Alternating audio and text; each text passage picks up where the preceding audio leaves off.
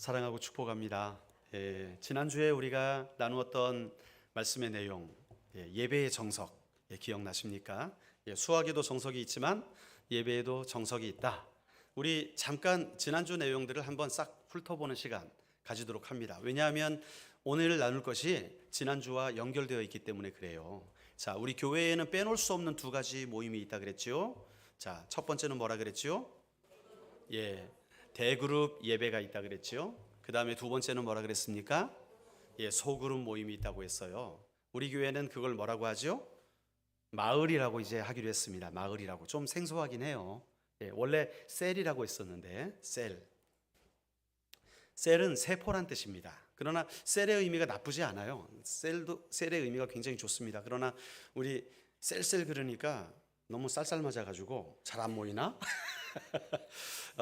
그래서 우리 마을 모임으로 모이게 되는데 우리 그 마을 모임이 참 중요합니다. 중요해요. 그래서 지난주에 나누었던 거는 우리 이 대그룹 예배에 대해서 나누었었는데 예배의 핵심은 뭐냐 하면 마음을 드리는 거거든요. 하나님 앞에 우리의 마음을 드리는 게 예배의 핵심이다라고 할 수 있고, 자, 마음을 드리는 방법이 뭐라 그랬습니까? 어떻게 나아간다 그랬어요? 뭐와 뭐로 나아간다 그랬어요? 영과 진리로 예배하는 것은 예배의 기본인데 그 뒤에 감사와 찬양으로 나아간다 하는 말 기억나십니까? 감사와 찬양으로. 왜? 감사와 찬양을 하게 되면 하나님의 그 존재를 높이게 되고 하나님께 영광을 올려드리고 그 찬양 가운데 하나님은 임재하신다 그랬어요. 그래서 우리가 감사할 조건이 없어도 감사할 수 있는 그리스도인들. 여러분, 그러나 우리는 감사할 일이 너무 많아요, 사실. 그렇죠? 나에게 로또 1등 당첨된 건 없어도, 나에게 그 공부 잘하는 똘똘한 아들이 없을지라도, 나에게 그 부자 엄마 아빠가 없을지라도 우리는 감사할 조건이 많아요. 우리가 영원토록 감사할 조건이 있다 그랬죠? 그게 뭐라 그랬습니까? 바로 예수 그리스도의 구속의 은혜와 그 사랑. 그렇죠? 우리를 구속하신 그 은혜, 그리고 우리를 영원한 천국으로 인도하시는 그 하나님의 사랑, 그것은 우리가 영원토록 주님 앞에 나와서 예배하며 감사와 찬양을 올려드려도 부족한 거죠. 그래서 우리는 예배 때마다 그분의 구속하심과 사랑을 찬양한다 그랬어요. 자, 마지막으로 한 가지 더 짚어볼 거는 지난주에 마지막 시간에 예배를 누리면 어떤 혜택을 받나, 예배의 혜택을 말씀드렸었죠. 베드로전서 1장을 근거로 해서 나누었는데 첫 번째는 뭐라 그랬습니까? 하나님의 능력으로 보호를 받는다 그랬고, 두 번째는 시험 당할 때도 기뻐할 수 있다 그랬고요, 세 번째는 확실한 믿음으로 자라난다 그랬어요.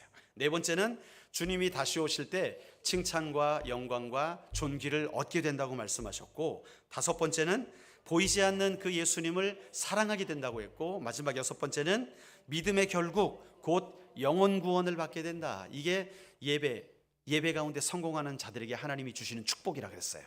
자, 이게 이제 지난주에 정리한 얘기들입니다. 이제 마을의 정석으로 넘어갑니다. 지난주엔 예배의 정석이었죠. 예수님께서 이 땅에 오셔서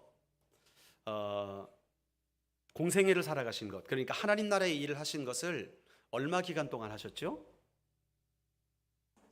3년을 계셨죠. 그죠? 3년 동안 공생애 활동을 하셨어요. 그 공생애라는 것은 집에서 이렇게 아버님 일 도와드리고 그런 거 말고 하나님 나라 일을 위하여서 집을 떠나서 제자들을 부르시고 대중을 향하여 사역하신 그 시간을 말해요. 3년간의 공생애 기간을 보내시면서 정말 많은 일을 하셨어요. 여러분, 기억나는 일 뭐 있습니까? 예수님이 하신 일 가운데? 병을 고치고, 또 귀신 쫓아내고, 또 됐습니까? 다 이제? 뭐 많이 하신 것 같은데 별로 없네요. 오병이어의 기적도 일으키셨고, 죽은 나사로도 살리셨고, 혈루증 앓는 여인, 이런 병 고치는 것에 다 포함되죠. 죽은 자도 살리시고, 낙심한 사마리아 여인을 회복시키시기도 하고, 예수님께서 이 땅에 오셔서 하신 일이 많아요. 그런데 예수님께서 초반에는 이 수많은 대중들을 데리고 많은 사역을 하셨죠. 마태복음 5장에 나오는 산상수훈처럼 복음의 말씀들을 산에서 그 수천 명, 수만 명의 사람들에게 가르치시는 일들 많이 하셨어요. 그런데 성경을 우리가 잘 읽어보면요, 우리 예수님의 생애가 어느 책에 기록되어 있습니까? 창세기? 예. 신약에 어디에 기록되어 있어요? 예수님의 생애는?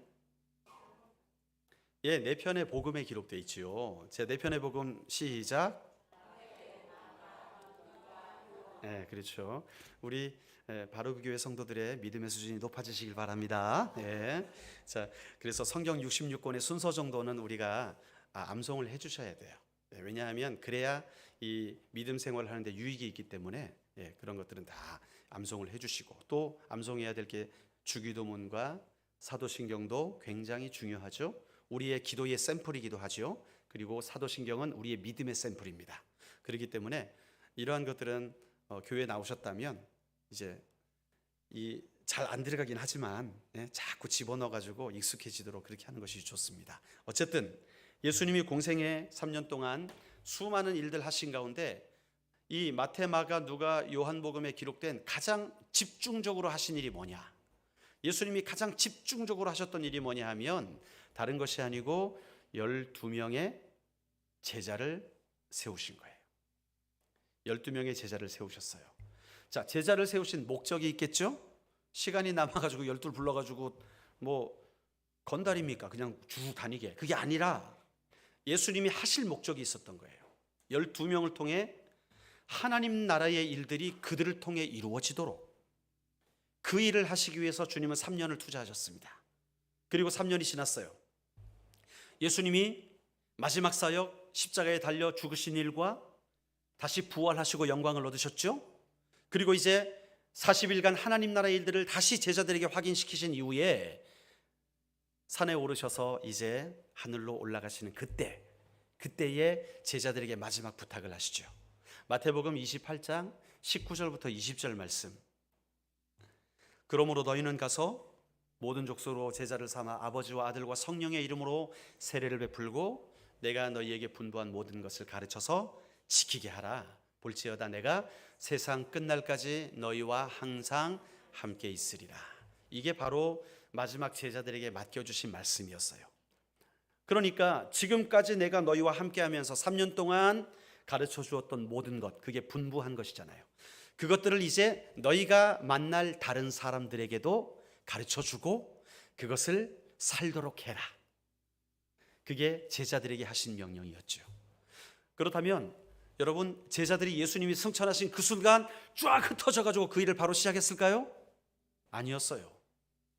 뭔가 부족한 게 있었어요. 이 3년 배웠는데 잘 안 돼요. 여러분, 고등학교 3년 지나면 인생 잘 살아가죠? 뭔가 부족해. 3년 갔다 안 되는 것들이 있어요. 자, 3년 지난 다음에 예수님이 뭔가 부족함을 느끼시고 뭐라고 말씀하셨냐면 너희가 예루살렘을 떠나지 말고 함께 모여서 약속하신 걸 좀 기다려라. 자, 우리 사도행전 1장 4절 말씀 한번 읽어봅시다. 사도행전 1장 4절에 이제 제자들이 쭉 모였어요. 이제 주님은 인사하고 올라가시는 거예요. 자, 처소를 예비하러 올라가실 때에 제자들에게 이렇게 말씀하십니다. 자, 같이 읽읍시다. 시작.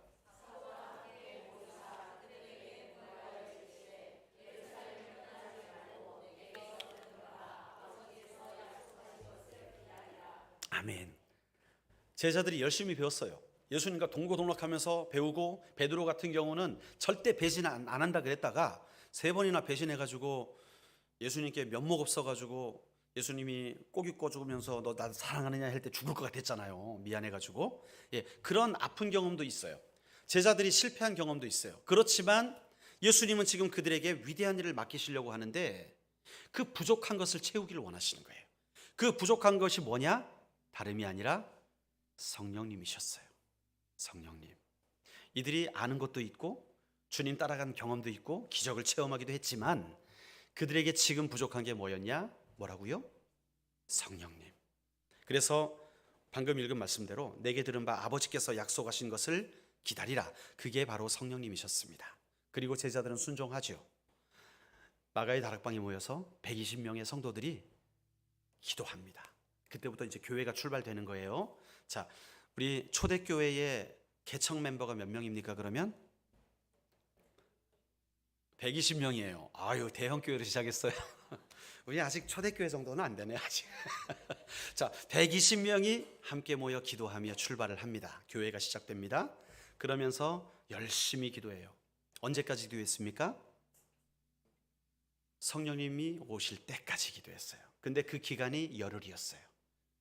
기도할 때는 몰랐는데 열흘이 되니까 그분이 오셨어요. 그래서 오순절날이 되었을 때 성령님께서 그들이 모인 곳에 임하시게 되는데 그 역사가 놀라워요. 우리 2장 1절부터 우리 3절 말씀 같이 한번 읽어봅시다.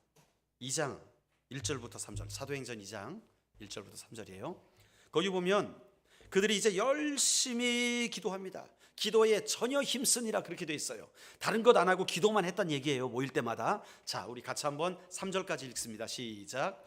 오순절 날이 이미 이름에 그들이 다 한 곳에 호련히 하늘로부터 급하고 강한 바람 같은 소리가 있어 그들이 앉은 온 집에 가득하며 마치 불의 혀처럼 갈라지는 것들이 그들에게 보여 각 사람 위에 하나씩 임하여 있더니. 아멘. 지금까지 제자들이요, 예수님과 다니면서 한 번도 경험하지 못한 그 성령의 역사를 체험합니다. 오늘 보니까 정말 스펙타클하죠. 막 사람들의 머리에 불 같은 것이 보이고 귀로는 회오리 바람 같은 소리가 들리고 땅은 진동하고 막 이런 일들이 일어나는 거예요. 깜짝 놀랐습니다. 그런데 그들은 알았어요. 뭔가 속에서 뜨거운 것이 올라온 것 같아요. 막 어떤 열정이 막 갑자기 일어나기 시작합니다. 어떻게 알 수 있어요? 4절을 보니까 알 수 있어요. 4절에 보니까 그들이 다 성령의 충만함을 받고 성령이 말하게 하심을 따라 다른 언어들로 말하기를 시작하니라. 이건 누가 시킨 게 아니에요. 그런데 갑자기 내 안에 계신 성령님께서 내게 새로운 언어를 주시면서 그것을 세상 사람들에게 말하게 하시는 거예요. 저도 이랬으면 좋겠어요. 갑자기 우간다어를 제게 주시면서 우간다어로 막 말하게, 아프리카 사람들에게 전도하게, 갑자기 우리 묵다현 씨 가족들에게 전도할 수 있도록 베트남어를 제 입에서 베트남어가 막 나오게 하면서 막 복음을 전하게 하고. 그럼 얼마나 좋겠어요. 아마 우리 묵다현 씨는 은혜 더 많이 받을 거예요. 그죠? 베트남어로 말하면. 예? 이런 은혜가 지금 언제 있던 거예요? 성령님이 임재하실 때. 그 말을 듣는 사람들 다 자기 언어로 들어요. 베드로의 그 말을 자기 언어로. 거기 저 아프리카 에티오피아에서 온 사람도 있었고, 저 시리아에서 온 사람도 있었고, 저 바벨론 지역, 이란 지역에서 온 사람도 있었고, 각 그 흩어졌던 이 디아스포라의 유대인들이 자기 언어를 가지고 살아가고 있던 사람들이 모인 거예요. 그 오순절 절기를 지내려고 거기 예루살렘에 모였거든요. 그러니까 나는 요태말 못해요, 이런 사람들 있잖아요. 히브리말 몰라요, 이런 사람들이 거기 모여 있단 말이에요. 그런데 그들이 베드로의 설교에 다 자기의 언어로 들었어요. 놀라운 성령의 역사가 일어납니다. 제자들에게 부족한 것이 채워지니까 이들이 하나님 나라의 강력한 선교의 도구, 강력한 전도의 군사로 일어나게 됩니다. 여러분, 바로 그 교회가 그런 교회 될 줄로 믿습니다. 우리 모든 성도들이 열심히 배우기도 하고 열심히 모이기도 하고 성령님이 임하시게 될 그때에 우리 바로 그 교회는 폭발하게 될 거예요. 오늘 성경적입니다. 그게 120명이 몇 명으로 자랐습니까? 하루에 3,000명이 돌아왔어요. 하루에 3,000명. 이 정도는 돼야죠. 거제도 인구가 얼마인지 모르겠어요. 하루에 3,000명이 돌아오는 역사가 바로 초대교회 성령의 오순절에 성령 임하실 때 일어났던 역사예요. 여러분, 인원수를 중요하게 여기진 않습니다. 그러나 하나님이 준비된 사람들에게 성령을 부어주시고 그들이 그 성령의 뜻에 순종하여 일하게 될 때 이런 폭탄이 터지는 듯한 강력한 역사가 일어난다는 거예요. 우리 교회 지금 폭탄이 터지고 있는 것 같아요, 저는. 왜냐하면 제가 우리 교회 처음 왔을 때 알잖아요. 처음에 격리돼가지고 위에서 소리로만 예배드렸어요. 저는 두 주 동안 이 스피커로만 여러분들과 예배를 드릴 그때에 감이 안 잡혔습니다. 도대체 몇 명이 예배드릴까? 도대체 아래서 뭔 소리가 나긴 해요. 예배를 드리는데 도대체 몇 명이 드릴까? 한 200명? 한 100명? 모르겠어요. 그런데 내려와서 보니까 코로나 때문에도 그렇고 또 우리 교회가 어려움을 겪어도 그렇고 여러 가지 성도들이 많이 떠나가고 30명이 채 될까 말까 하는, 아이들까지 해서 30명이 채 될까 말까 그 어간이었어요. 그때 하나님께서 나에게 우리 사랑하는 성도들 이렇게 붙여주셨는데 내가 1년만 전도하면 100명 되겠지 하는 생각을 했어요. 속으로 말은 안 하고 1년만 전도하면 되겠지 했는데 코로나 때문에 이거를 아무것도 못 하겠는 거예요. 1년 동안. 그래서 못했죠. 못하고 전도는 무슨 전도에 저기 시청 직원이 딱 해서 뭐 밥 먹나 안 먹나 쳐다보고 있고 여기 40명 들어왔나 세고 있고 막 이러니까 뭐 분위기가 안 되잖아요. 그래서 1년이 지나가고 1월부터 매일 전도하는 걸 시작했잖아요. 4개월의 기적이라는 이름을 가지고 우리 집사님들 몇 명 코 꿰가지고 저 혼자 하기 힘드니까 이분들도 동참시켜가지고 매일 전도를 시작했습니다. 아침에 1시간 기도하고 1시간 전도하고 그 다음에 밥 먹고 나서 또 1시간 기도하고 1시간 전도하고 날마다 월화수목금토 날마다 했어요. 그래서 하나님께서 수많은 사람들을 보내주셨죠. 아무도 알았습니다. 그래서 처음 온 사람이 계셨는데 그분도 좀 연약하신 분이었고 두 번째 온 분도 또 좀 연약하신 분이었고 참 적응하기 쉽지 않은 그런 분들, 물론 누구나 와야 되지만 평범하지 않은 분들을 하나님께서 1호, 2호 전도자로 붙여주셨다니까요. 그러니까 제 마음이 어땠겠습니까? 어떡합니까? 그런데 지금은 너무 기쁜 것이 올해부터 하나님께서 그 전도의 문을 열어주셔서 하나님의 사람들을 만나게 하시고 또 보내주시고 또 말씀의 성도들이 은혜 받게 하시고 그래서 교회가 이제는 다른 말, 다른 뜻, 다른 마음으로 치고받고 싸우는 교회가 아니라 같은 말, 같은 뜻, 같은 마음으로 같은 열매 맺는 교회로 만들어 주신 줄로 믿습니다. 지금 여러분들 주위를 한번 둘러보세요. 오래전부터 본 계신 분들도 있지만 얼마 되지 않은 분들도 참 많이 계세요. 얼마나 이게 하나님의 축복인지 모릅니다. 하나님께서 우리 바로 그 교회를 그렇게 아름답게 이끌어 가고 계세요. 제자들이 성령 충만하게 될 때 여러분 복음을 들은 사람들의 반응이 나타납니다. 베드로가 선포하지요.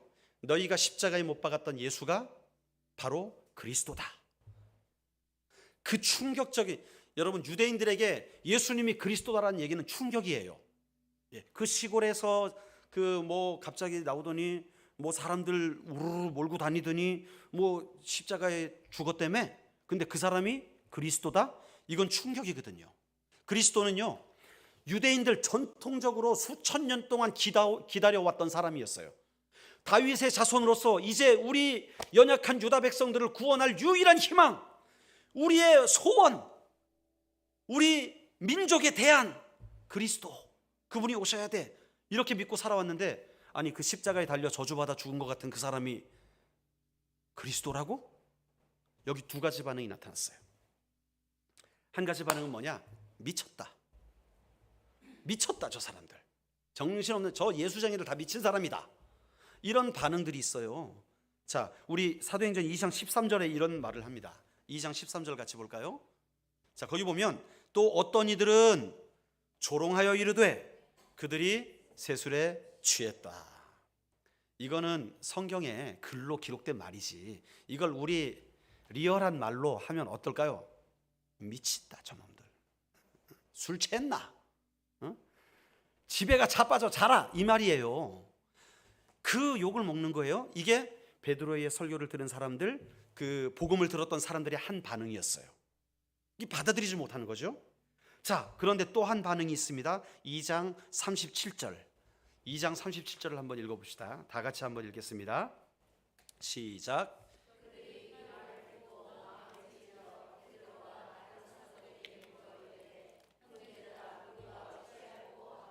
아멘. 여기서 중요한 것이 이것입니다. 형제들아 우리가 어찌할꼬 하거늘. 이게 또 다른 사람들의 반응이었어요. 첫 번째 사람들은 미쳤다, 술 취했다, 안 받아들였죠. 그러나 받아들이는 사람들이 있었는데 어떻게 받아들였냐? 그 말을 듣고 그러면 예수가 십자가에 못 박은 예수가 그리스도라면 우리가 어떻게 해야 됩니까? 여러분 여기서 우리가 교훈을 받길 원해요. 우리가 그리스도인이라면 반드시 점검해야 될 단계가 있거든요. 반드시 점검해야 될 단계가 있어요. 그게 뭐냐 하면 교회에 처음 나오게 되었을 때 해야 될 게 꼭 있습니다. 그게 한 5가지가 있는데, 첫 번째는 뭐냐면 교회에 나와서 말씀을 들어야 돼요. 말씀이 귀에 들려야 돼요. 근데 억지로 나오신 분들은 잘 안 들려요. 왜요? 나오는 순간 눈 지그시 감고 딴 생각합니다. 빨리 끝나야 수건도 주고 밥도 주고 내 체면도 살리고 윈윈하는데 그 생각에 말씀이 잘 안 들려요. 그런데 교회에 와서 제일 중요한 일이 뭐냐? 일단 말씀이 들려줘야 돼요. 말씀이. 두 번째는 뭐냐면 그 말씀이 마음을 찔러야 돼요. 내 마음을 찔러야 돼요. 왜 찔러야 되느냐? 내가 죄인인지를 깨닫질 못하고 있거든요, 사람들이. 그래서 말씀이 들려지면서 내가 죄인인 것이 깨달아져야 돼요. 그 찔리는 그 느낌을 받는 거예요. 그때의 사람들의 반응이 바로 어찌할 거라는 반응인 거예요. 찔리니까 어떻게 하지? 너무 찔려. 아, 내가 잘못 살았네? 어떻게 해야 되지? 어떻게 하는 게 잘 사는 거지? 마음에 찔리는 거예요. 세 번째로 이어지는 행동은 뭐냐 하면 회개가 일어나야 됩니다. 그 찔림을 받고 회개가 일어나야 돼요. 그 다음에 네 번째로 예수 그리스도의 이름으로 세례를 받고 죄사함을 받아야 되는 거예요.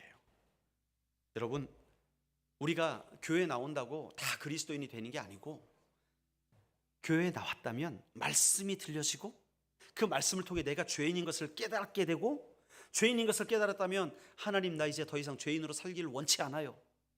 나의 죄를 깨끗게 해주세요. 회개하고 그리스도인이 되어야 하는 거예요. 아멘이십니까? 혹여라도 오늘 이 자리에 계신 분들 중에서 아직 한 번도 주님 앞에 나와서 내 죄를 고백하지 못했고 그리고 주님을 영접하지 못하신 분들이 있다면, 여러분, 이 과정이 반드시 인생에 한 번은 있어야 되는 거예요. 내가 죄인인 삶에서 돌아서는 인생, 내가 죄인임을 깨닫고 예수님께로 나오는, 턴 어라운드 하는 그러한 시간이 꼭 필요한 겁니다. 여러분, 교회에 데려와서 앉았다고 중요한 게 아니라 앉아가지고 그 마음속에 그런 사건들이 일어나야 되는 거예요. 자, 그리고 그가 예수님을 영접하게 되면 하나님의 사람 그리스도인이 되잖아요. 그러면 세례를 받아야죠. 자, 아버지와 아들과 성령의 이름으로 세례를 받고, 자, 영접기도 하고, 그 다음에 마지막 채워야 될 게 뭐냐면 성령의 충만함을 받아야 됩니다. 이 5가지 과정이 꼭 필요한 거예요. 말씀을 들어야 되고, 마음이 찔려야 되고, 회개해야 되고, 그래서 예수 그리스도 이름으로 세례받고 죄사함을 받고요, 마지막에 5번째로 성령을 선물로 받아야 그리스도인으로서의 역할을 감당할 수가 있게 된다는 거죠. 저와 여러분들, 우리 바로교회는요, 우리 교회에 나오기만 하면 이 프로세스가 저절로 되시기를 예수의 이름으로 축원합니다. 처음 온 사람, 예수 예자도 못 들어본 사람이 우리 교회 예배 드리기만 하면 이런 역사가 일어나기를 축원합니다. 그래서 영혼을 건져내는 것이지요. 자, 그렇게 초대교회가 급격하게 부흥하게 됩니다. 우리가 어찌할꼬 하고 회개했던 사람이 그날 3,000명이었어요. 원래 개척 멤버 몇 명? 120명에 플러스 3,000, 그러면 성도가 몇 명이 됐어요? 3,120명의 성도가 됩니다. 여러분, 이 성도들이 저 상암 경기장 같은 데 다 모였겠죠? 그 당시 있었을까요, 그런 데가? 없었어요. 그러니까 이 교회가 어떻게 모였느냐, 대그룹으로 모이기가 너무나 어려운 거예요. 그래서 오늘의 상황이 펼쳐집니다. 자, 우리 42절 말씀 같이 보겠습니다. 시작.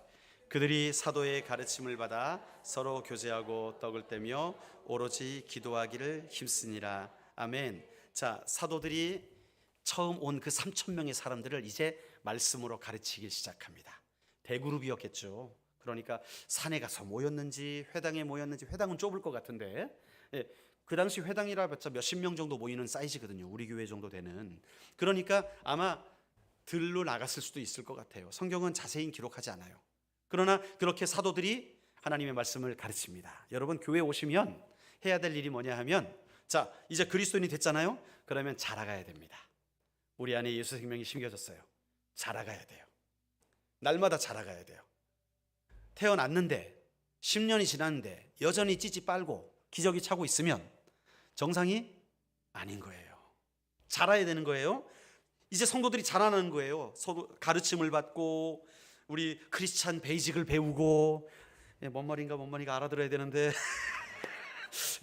그렇게 해서 우리의 믿음이 날마다 자라가는 거예요. 성장해 가는 거예요. 그러면서 어떻게 되느냐, 이제는요 나를 추구하던 삶이 아니라 서로를 돌아보는 삶으로 바뀌어지게 되는 거예요. 서로 교제하고 떡을 떼고 기도에 힘쓰고. 자, 여러분, 그래서 44절부터 47절 같은 일이 일어나요. 우리 같이 한번 44절부터 7절까지 읽어봅시다. 시작. 믿는 사람이 다 함께 있어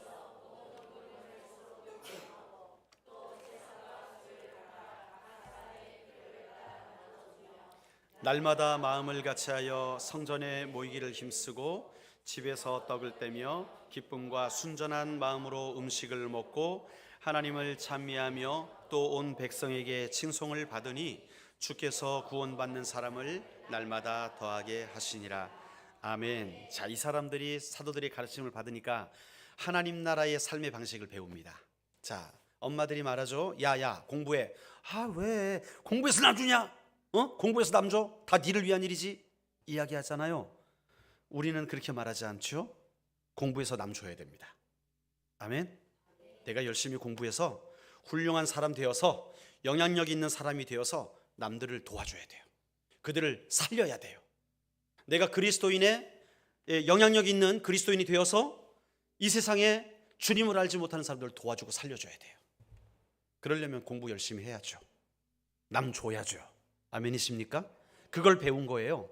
그러니까 모일 때마다 내 주머니에 있는 걸 꺼내가지고 없는 사람에게 나눠주는 거예요. 그러면서 야, 3부 이자다 기억해라, 2달 남았다, 이렇게 안 하는 거예요. 그냥 주는 거예요. 그 사람을 내 가족처럼 여기는 거예요. 가족처럼.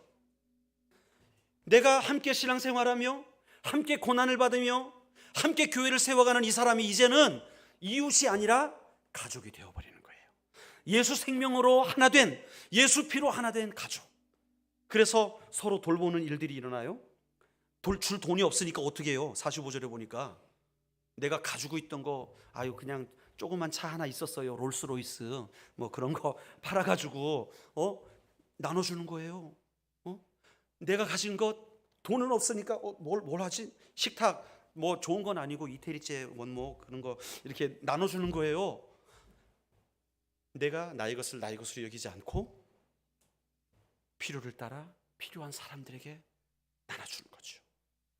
진정한 가족이 이루어지는 거예요. 요즘 세상이 어때요?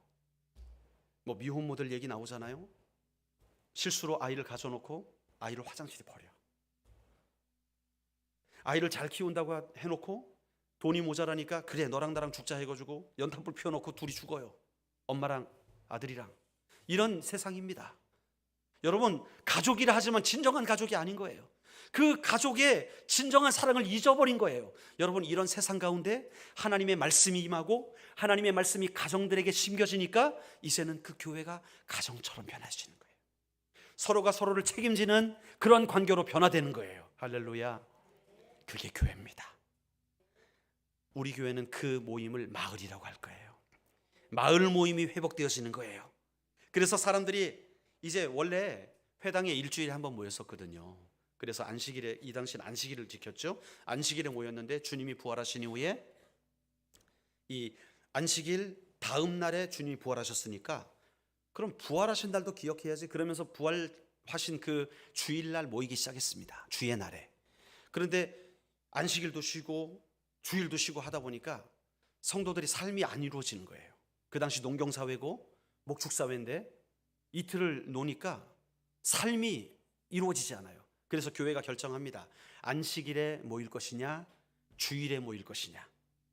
자, 여러분, 그 당시에 안디옥 교회가 어떤 일을 시작했냐 하면 이방의 복음을 전하는, 그죠? 베드로가 이 백부장에게 찾아가서 안수해 주니까 성령이 거기 임하셨잖아요. 예루살렘 교회가 깜짝 놀랍니다. 왜 놀랐을까요? 이럴 수가 있나? 우리 유대인들이 하나님의 백성인데 어떻게 이방인들이 성령 충만하냐? 말도 안 된다. 이랬거든요, 초창기에. 그런데 안디옥 교회를 통해서 이방인의 선교가 시작되고 바울이 거기 선교사로 파송되면서 이방인에게 복음이 증거되는 사역들이 일어나기 시작했어요. 자, 그 시점에 맞물려서 안식일을 지켜야 했던 유대인들과 안식일과 상관없이 살았던 이방인들에게 이게 갈등의 요소가 되는 거예요. 안식일 지키고 주일 지키고 할례 받고 할례 안 받고 이런 것들 있잖아요. 이런 것들이 막 교회 안에서 부딪힙니다. 교통 정리를 해야죠. 그래서 어떻게 했어요? 할례 안 받아도 된다. 이방인들 할례 안 받아. 유대인들 할례 받아라. 왜? 너희들 전통이잖냐. 그것이 중요한 게 아니라 정말 중요한 건 마음의 할례다. 예배도 마찬가지. 안식일 그 날짜 지키는 게 중요한 게 아니라 그 날의 주인 되신 하나님을 기억하는 것이다. 할렐루야. 그래서 이제 주일날 모여서 예배를 드리는데 성령 충만하다 보니까 주일 갔다 모질라. 주일 갔다 너무 바빠요. 이제 날마다 모이기 시작하는데 어디서 모이느냐? 가정에서 모입니다. 가정에서. 저는 여기서 통찰을 받아요. 여러분, 우리가 지난주 나눈 대로 우리 대그룹의 예배로 주일날 모이잖아요. 예, 그리고 모였다 흩어집니다. 이 마을 모임이에요. 이 대그룹 예배에서 이제 모였다가 오후에 마을 모임을 하잖아요. 오후에 마을 모임을 하면 이제 여러분들이 소그룹으로 공동체가 이렇게 마을 모임을 갖게 될 때에 아까 잠깐 우리 팀장님들이 나눈 것처럼 오늘 주일 말씀을 가지고 다시 한번 리뷰를 하는 거죠. 예, 그래서 오늘 말씀을 어떻게 들었습니까? 예, 뭐는 어떻고 뭐는 나눌 거 아니에요. 그러면 우리 한 주간 동안 이 말씀을 붙들고 한번 살아가 봅시다. 어떻게 적용해 볼까요? 그렇게 하고 또 혹시 가정에 어려운 점이 없어요? 여기 보니까 사도행전의 말씀처럼 그들의 필요를 따라 나눴잖아요. 기도할 제목은 없어요? 뭐 도와줄 건 없어요? 뭐 장 봐줄까요? 뭐 여러 가지 얘기할 수 있잖아요. 그런 삶의 문제를 또 나누기도 하고, 그게 바로 마을 모임. 할렐루야. 그 마을 모임은 멤버들이 친밀한 가족이 되는 거예요. 서로 책임져주는 관계가 되는 거예요. 그리스도를 사랑하는 그 사랑 안에서 신뢰관계로 맺어지는 거예요. 그게 이제 마을 모임이에요. 여러분, 그래서 마을 모임에서는 뭘 해야 되느냐? 주 1회 모여서 하는 모임이잖아요.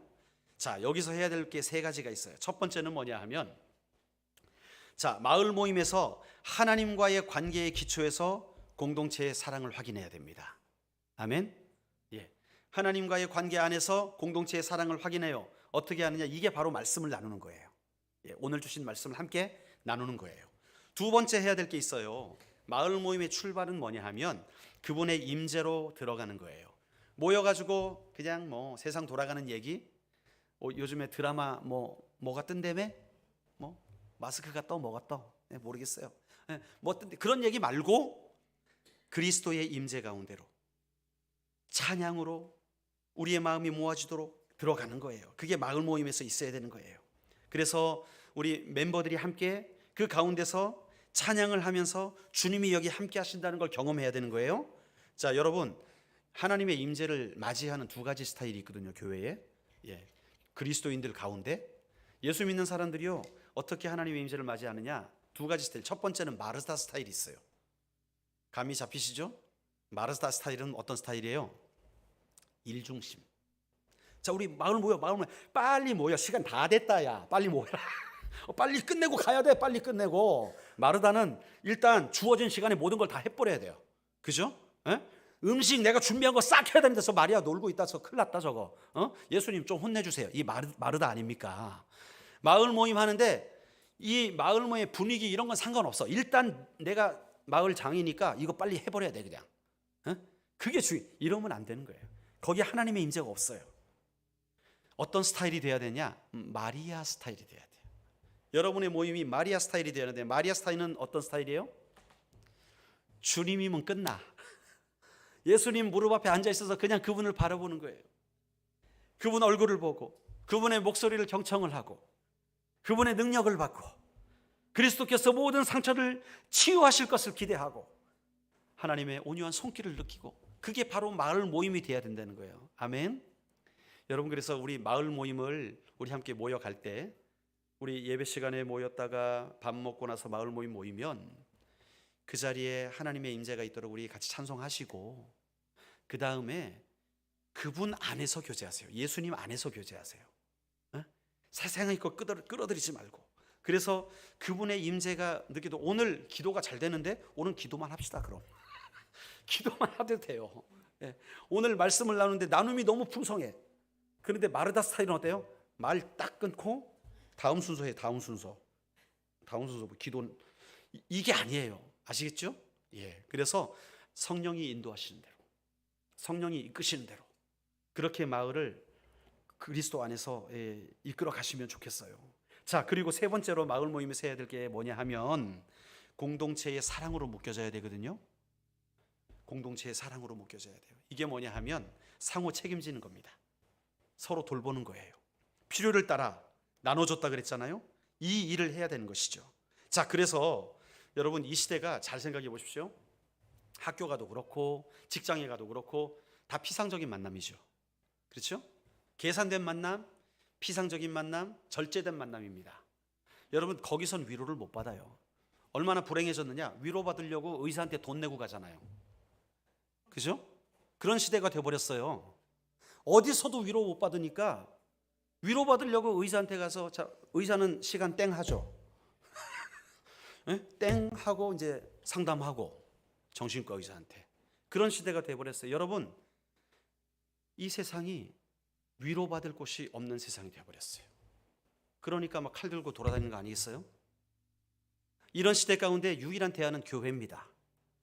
이 교회에서 오늘 초대교회의 그 마을을 회복해야 되는 거예요. 우리 바로 그 교회가 이런 서로 돌아보아주고 서로 마음을 알아주고 서로 신경 써주고 관심 가져줄 수 있는 그러한 모임이 형성되어져서 한 주간 동안 나가 살아갈 때에 주일 끝났으니까 일주일 동안 네 알아서 해라, 이게 아니라 잘 지내고 있지? 전에 얘기했던 거 어떻게 됐어? 어머니 괜찮으셔? 아들은 잘 되고 있어? 주중에 물어주기도 하고 관심 갖기도 하고 또 필요하면 마실 나가는 거예요. 마실. 오늘 마실에 또 이야기를 한번 할 텐데 여러분 마을이니까 마실이란 이름을 붙인 거예요. 제가 마실을 나가야 돼요. 마실 나가 살 일이 뭐냐? 여러분 마실 나가서는 첫 번째 복음을 전해야 돼요. 돌아다니면 마실 나가면 이 사람 저 사람 만나잖아요. 그 사람 만나서 뭐 할 거예요? 복음 전해야죠. 예수 믿고 천국 가세요 이거 전하는 거 말고 그 사람과 관계를 맺어서 그 사람이 복음 안에 들어올 수 있도록 자주 마실을 가시길 바랍니다. 그 마실을 가야 돼요. 자, 그리고 마실 가 살 일이 뭐냐 하면 그 사람 집에 방문해가지고 그 영혼을 돌보는 거예요. 필요를 채우는 거예요. 때로는 설거지도 같이 해주고 때로는 요즘 포도가 비싸대요. 3만 원짜리 뭐 2송이 3송이 사면 하나 띄워가지고 가져가는 거죠. 마실 가는 거예요. 내가 전도할 사람한테 가서 갖다 주고 같이 먹고 돌봐주는 거예요. 어리기 때문에. 또 세 번째 마실 가서 할 일이 뭐냐 하면 그 가운데 있는 사단의 역사를 차단합니다. 하나님, 제가 마실 가서 이 불신자 혹은 교회 나온 지 얼마 안 된 사람, 이 사람을 양육하길 원하는데 악한 것 차단하여 주시옵소서. 기도하는 거죠. 사단의 역사를 차단해 주세요. 자, 그리고 네 번째 마실에서 이루어지는 일이 뭐냐 하면 마을을 번식시키는 역할을 마실에서 하게 됩니다. 어떻게 되느냐? 그 자리에서 전도가 일어나게 되죠. 마실 개념이 처음 나서 여러분 헷갈리실 텐데 가정에 찾아가는 거예요. 그냥 가정에 찾아가는 거. 주일날 마을 모임으로 모이고 주중에 한 번 정도 마실을 나가서 어느 집에 모이든지 상관없죠.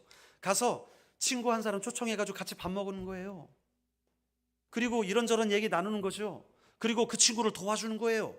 그러면 돌봄이 일어나고 그 마음에 위로가 일어나고 회복이 일어나고 복음이 들어가게 되는 겁니다. 할렐루야. 그래서 이 마실의 현장이 결국에는 전도의 현장이 되고 마실이 그렇게 모임이 커지고 그러면 둘로 나눠 또 따로따로 또 모이는 거예요. 그렇게 번식이 일어나는 것이죠. 할렐루야. 우리 교회가 그냥 예배 시간에 이 자리에 앉아있는 사람이 많아졌다고 좋아하지 마시고 이제 이 마을 가운데 돌봄이 일어나고 그 마을이 확장되고 번져가는 역사가 있어야 될 줄로 믿습니다.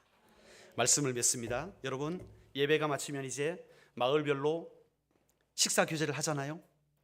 식사 교제를 할 때 여러분 절대 쓸데없는 말 하지 마십시오. 이 입술을 거룩하게 지키세요. 이 식사할 때도 우리가 서로 격려하고 서로를 칭찬해주고 축복해주는 말들만 하시길 바랍니다. 아유 오늘 보니까 지난주보다 주름살이 한 개 늘었네. 참 심각해지는 거예요. 예, 서로 격려해주고 한 10살 빼주세요. 예, 10살 빼주시고 서로 예쁘다고 오늘따라 머릿결이 참 좋아 보인다. 야, 너 뭐 샴푸 뭐 쓰냐 한번 물어보기도 하고 그렇게 해서 식사하시면서 교제하시고 마을 모임 모일 때 오늘 받은 말씀 가지고 나눠보는 거예요. 오늘 목사님 말씀 어땠나? 나는 이렇게 느꼈는데 넌 어떻게 생각하나? 나누고 자 그럼 우리 어떻게 했으면 좋겠나? 우리 마실 가랬으니까 누구네 집에서 모일까? 에? 마실 이거 한 번만 모여보자. 여러분 마실 가서 부흥이 하지 마십시오. 마실 가서 우리 한 목사님이 마실 가라 그랬다, 집에서 모이라 그랬다, 모여가지고 찬송 2시간 하고 막 기도 2시간 이러면 안 돼요. 그게 아니라 잠시 1시간 이내로 짧게 끝내세요. 마실 가서. 왜요? 부담스럽지 않은 모임이 돼야 마실에 참여할 거 아닙니까? 그렇죠? 친구를 불렀는데 전혀 다른 언어로 한 2시간을 지들끼리 얘기하고 밥 먹고 돌아가자 그러면 기분 좋겠습니까?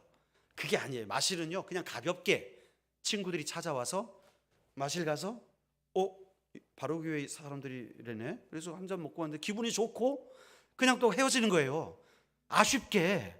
아쉬워야 온다니까요.